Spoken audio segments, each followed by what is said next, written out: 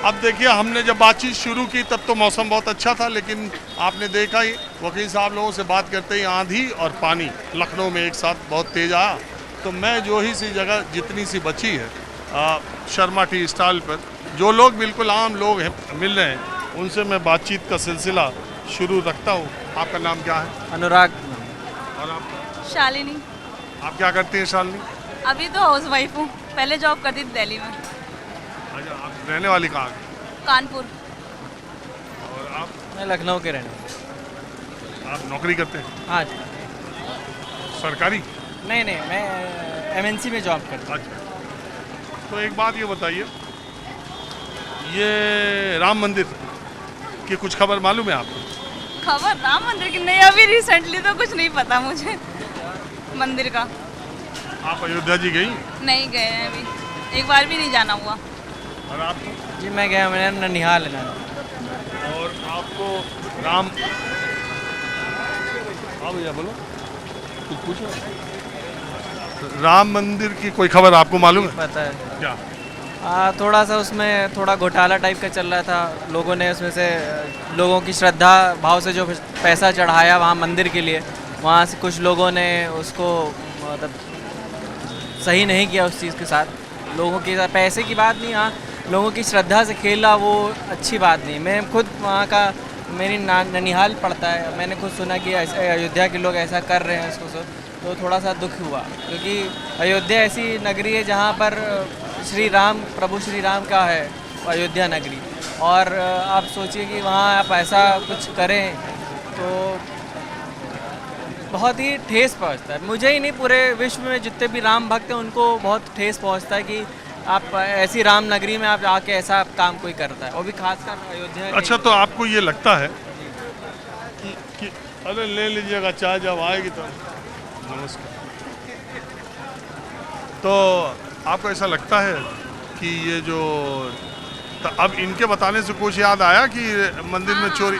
हाँ, याद आया। कुछ पैसों वगैरह का घोटाला चल रहा था, तो जो चोरी में पैसे डाले जाते हैं वो पैसों का कुछ मिसयूज हो रहा था। और कितना हो रहा था, कितने लोग गिरफ्तार हुए, ये मामला कितना बड़ा है कितना छोटा है, पूरी जानकारी आपको नहीं है? पूरी जानकारी के 3 लोग शायद उसमें मुख्य लोग पकड़े गए हैं उसमें। और मेरे को जो सुनने में पता चला कि वहाँ की जो महंत थे वो काफ़ी आहत थे और तबीयत भी उनकी ख़राब हो गई थी इस चीज़ को सुन के कि ऐसा चीज़ें हो रही है। और उसमें सुनने में आया एक ने किसी शायद 1 करोड़ 20 लाख का घोटाला किया, मतलब पैसे की चोरी की, और किसी ने 80 लाख रुपए का। दोनों लोगों ने मकान अपने अपने खड़े करवा लिए थे, तब जाके पता चला कि ये चीज़ हो रही है। हम जानना ये चाह रहे हैं, ये मुद्दा आम लोगों के, आम घरों में, आम लोगों के बीच में चर्चा हो रहा है या ज़्यादा चर्चा नहीं हो? नहीं, चर्चा हो रहा है। मैं थोड़ा न्यूज़ में इंटरेस्ट कम लेती हूँ क्योंकि अभी मुझे लगता है कुछ ज़्यादा चीज़ ओरिजिनल रहती नहीं है, सो दैट थोड़ा न्यूज़ में कम इंटरेस्ट रहता है मेरा। इनका इंटरेस्ट ज़्यादा रहता है, तो ये जब बता देते ना मुझको ऐसा ऐसा है तो मैं थोड़ा सा देख। आपको लगता है न्यूज़ में कुछ चीज़ें मुझे सही लगती है, कुछ चीज़ें मुझे समझ में नहीं आती कि फेक है कि क्या है, तो मेरा कुछ ज़्यादा कोई खास इंटरेस्ट नहीं रहता। क्या आपको फेक लगता है? क्या आपको? अब कई बार चीज़ें दिखाई जाती ना, कुछ चीज़ें पॉलिटिक्स से रिलेटेड है या कुछ चीज़ें मंदिर में ही रिलेटेड। अब मंदिर में जैसे ये हुआ, ये वाला केस, अब मुझे समझ नहीं आता है कि ये रियलिटी है या क्या दिखाया जा रहा है। ये भी हो सकता है ना, जेन्युइनिटी तो हमें नहीं पता इसके बारे में। तो आपको ये भी लगता है कि ये योगी जी, मोदी जी को बदनाम करने की कोशिश है, या आपको ये लगता है कि कुछ भी हो जाए, कोई कितना भी गलत करे, लेकिन जो लोग उन लोग साथ है वो सब सही है? नहीं, ऐसा कुछ भी नहीं है। वो भी हो सकता है और ये भी हो सकता है, इसमें मैं कुछ भी फैक्ट नहीं कह सकती। हो सकता है वो गलत भी, और हो सकता है वही जो दिखाया जा रहा है वही सही हो, ये चीज़ भी है। तो आपको लगता है कि उत्तर प्रदेश के चुनाव में ये चंदा चोरी कोई मुद्दा बनेगा, और बीजेपी के लिए, जो बीजेपी हिंदुत्व की, धर्म की राजनीति करती है, उसमें एक डेंट लगेगा, या इसका कोई बहुत ज़्यादा असर तो पड़ेगा? ये देखिए, बीजेपी की अगर आप नींव ही देख लें तो राम मंदिर का ही सबसे बड़ा मुद्दा था जब बीजेपी सरकार आ रही थी। तो मुझे लगता है काफ़ी इस पर जनता को ठेस तो पहुँचेगी, और ख़ासकर यही नहीं कि अयोध्या की जनता या यूपी की जनता, वो पूरे विश्व में जितनी जनता है उनको ठेस पहुँचेगा। क्योंकि नहीं, इस गुस्सा लोगों पे ट्रस्ट पे जाएगा कि यूपी की बीजेपी सरकार पे क्यों? वो तो ट्रस्ट का काम था। नहीं, ट्रस्ट का काम है कहीं। योगी जी को SIT बनाना था, बना दिया, पुलिस बनाना था, बना दिया, वो बार बार कह रहे हैं। देखिए योगी जी, देखिए अपना जितने सामर्थ्य कर रहे हैं ना, फॉलो तो नहीं कर रहे हैं ना। अगर ले रहे हैं ठीक है, हम जैसे किसी जगह के मालिक है और हमने ये यहाँ पे चाय की शॉप पे खड़े हुए हैं, उन्होंने ऑनर तो बैठे हुए हैं, पर उन्होंने जॉब जो बर्गर लगा रखे हैं वो फॉलो तो उन्हें करना चाहिए ना, बात तो ये भी है, तो वो कौन देखेगा। मेरा मानना है कि थोड़ा सा सरकार को स्ट्रिक्टनेस रखनी चाहिए थी, कैमरे वैमरे जहाँ हो सकते तो वहाँ लगाने चाहिए थे, क्योंकि कहीं ना कहीं देखिए आप बाय एंड लार्ज आप देखोगे ना तो चीज़ें सरकार के ऊपर ही आती है। आप गवर्नमेंट हैं, आपका ही रूल चल रहा था तो कहीं ना कहीं चीज़ें गवर्नमेंट पे आती हैं, लेकिन ये भी बात सत्य है कि गवर्नमेंट कहाँ कहाँ तो कब तक देखे, पब्लिक की खुद की जिम्मेदारी होती है, आपका खुद का स्वयं का विवेक होता है कि आप इतने बड़े मंदिर में जिसको इतना समय लग गया, इतने लोगों की भावनाएं जुड़ी हैं, आप वहाँ से आप पैसे चुरा रहे हैं। आप अगर आप खुद भी देखिए, आप पर्सनल लेवल पे, मॉरल लेवल पे ठीक नहीं है, आप वहाँ से 1 रुपये उठाना सही बात नहीं है। अगर आप उसको चीज़ को कहीं आप लाखों लोगों की श्रद्धा, करोड़ों लोगों की श्रद्धा से जुड़ा मामला है तो उस चीज़ को आपको खुद से नहीं करना चाहिए। और फिर खासकर बात ये हो जाती है कि सरकार को भी थोड़ी स्ट्रिक्टनेस रखनी चाहिए, कैमरे में लगानी चाहिए, क्योंकि अब देखिए कोई भी अगर प्राइवेट ऑर्गेनाइजेशन पे होता तो खासकर इतनी चीज़ें नहीं होती, कहीं ना कहीं लूप होल था, तो वो चीज़ शायद देखिए, अब मैं ये नहीं कह सकता हूँ कि सारी सरकार की गलती है या योगी जी की गलती है, लेकिन हाँ कहीं ना कहीं कुछ लूप होल थे। और सर क्या हालचाल? बढ़िया बढ़िया सर, बताइए। हाँ बताएं, तो बारिश हो रही है देख रहे हैं जब से हम लखनऊ आए। क्या सब्जेक्ट पे बात कर रहे हैं? हाँ? सब्जेक्ट पे क्या, कौन सी सब्जेक्ट पे बात कर रहे हम हैं? सब्जेक्ट एंथ्रोपोलॉजी पर बात कर रहे हैं। अच्छा, कौन सा? बताइए, क्या पूछना है आपको? हम ऐसे कह रहे, ये राम मंदिर चंदा चोरी, ये उत्तर प्रदेश के राजनीति या चुनाव का मुद्दा है या ये ऐसे ही बस आया और गया है, इसका कोई असर वहाँ तक नहीं है? नहीं, ये आया और गया है, और ये आप जानते हैं कि चुनाव जैसे ही नज़दीक आते हैं तो कुछ ना कुछ ऐसे जो सत्ता में सरकारें हैं उनके खिलाफ कुछ ना कुछ मुद्दा ढूंढ ही लेते हैं, और ये हमारा दुर्भाग्य है कि राम मंदिर हमेशा राजनीति के कुचक्र में फंसा हुआ है।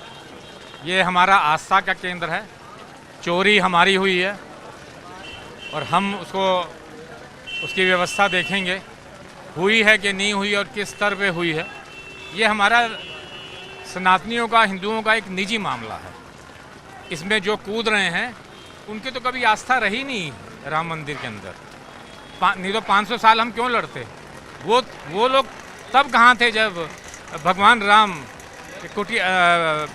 टेंट के नीचे बैठे हुए थे, तो तब उनके अंदर वो भावनाएं नहीं जागी थी जो आज इनको चंदा चोरी पे इतनी बड़ी बड़ी बातें कर रहे हैं। तो ये हमारा दुर्भाग्य है, हमेशा से सनातनी और हिंदू चुनाव में आते ही इनका राजनीतिकरण हो जाता है।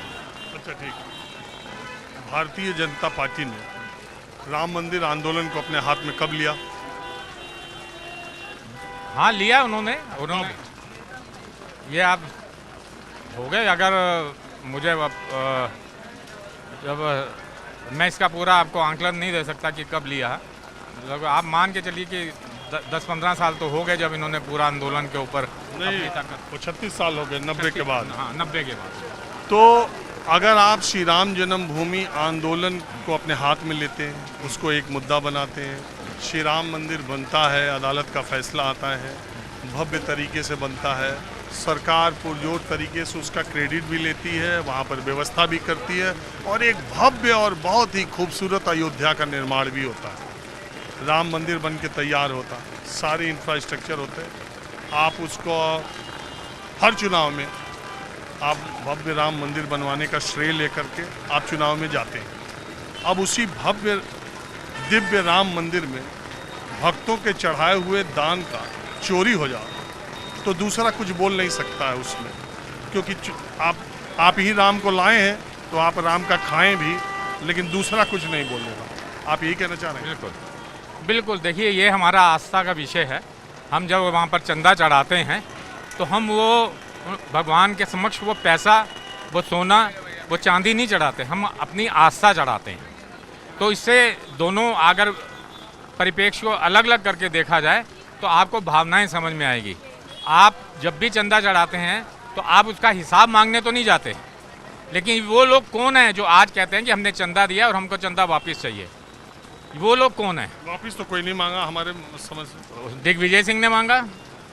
ऐसे मैं आपको 10 एग्जाम्पल दे सकता हूँ। किसी ने कहा कि मैंने इतना चढ़ाया, किसी ने कहा मैंने इतना चढ़ाया, हमें वापस चाहिए। जिन 3 लोगों ने इम्पोर्टेंटली, सिंधी समाज ने कहा हमने इतनी ईंट चढ़ाई थी, वो सारी ईंट जो है राम मंदिर ट्रस्ट ने बता दी उसका हिसाब कि वो हमारे पास लिखा हुआ।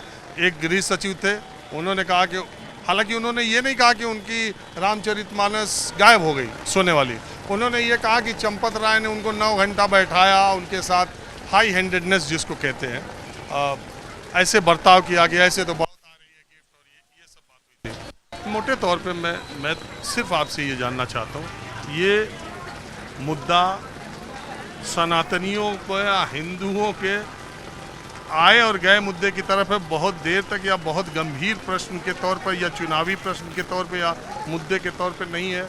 आप ऐसा मानते हैं या है? बिल्कुल मानते हैं। ये इसका जो भी आप इसका जो भाव देखेंगे, ठीक है हुआ, लेकिन वो मिसमैनेजमेंट जो हुई, अब ये सनातनी हिंदू या जो भी संगठन है हिंदुओं के, वो इसको देखेंगे ताकि ये भविष्य में ऐसी चीज़ें सामने ना आए। ये हमारे घर का मामला है, सनातनियों का घर का मामला है, हिंदुओं का घर का मामला है। और धर्मों में भी ये बहुत कुछ होता है, लेकिन हम दूसरे धर्मों के बारे में ज़्यादा बोलना नहीं चाहते, ना ही बोलेंगे, क्योंकि सबकी आस्था का विषय है। और मुझे लगता है राजनीतिक दल इनसे दूर रहें। हमारे संगठन, हिंदू संगठन जो वहाँ के श्रद्धालु हैं, वहाँ इस आधार पे तो मुसलमान भी कह सकते हैं 3 तलाक हमारे धर्म का मुद्दा है। हाँ। इसमें सरकार को इंटरफियर करने की क्या जरूरत थी?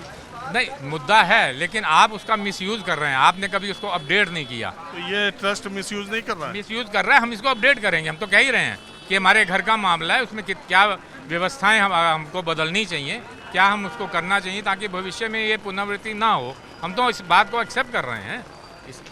ठीक।